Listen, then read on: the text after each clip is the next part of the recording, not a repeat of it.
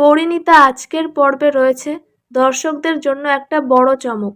Ryan competition জিতে গেছে, আর তাই রায়ান তার মনের কথা পারুলকে বলতে চলেছে। তাই ভিডিওটি স্কিপ না করে সম্পূর্ণ দেখবেন। চলুন তাহলে ভিডিওটি শুরু করা যাক। গোপাল তো অজ্ঞান হয়ে গিয়েছিল।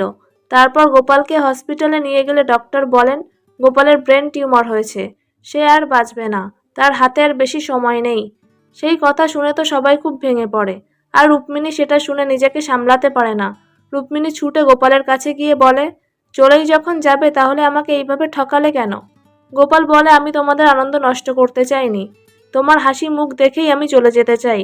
পারুল বলে, দাদা তুমি দমে অন্যায় করেছো এই কথাটা লুকিয়ে, আগে জানলে আমরা তোমাকে সুস্থ করে তুলতাম।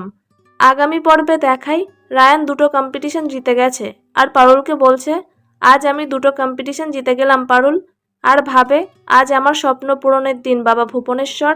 আজ আমি পারুলকে বলবো কে আমার স্বপ্নের নারী। আর পারুল ভাবছে, আজ রায়ান তার মনের মানুষের কথা সকলের সামনে বলবে। তো বন্ধুরা, রায়ানের স্বপ্নের নারীকে তোমরা কি জানো? কমেন্টে জানাও। এই ছিল আজকের পর্ব। পরবর্তী পর্ব দেখতে চ্যানেলটা সাবস্ক্রাইব করে রাখবেন, আর ভিডিওটি ভালো লাগলে লাইক কমেন্ট করে দেবেন।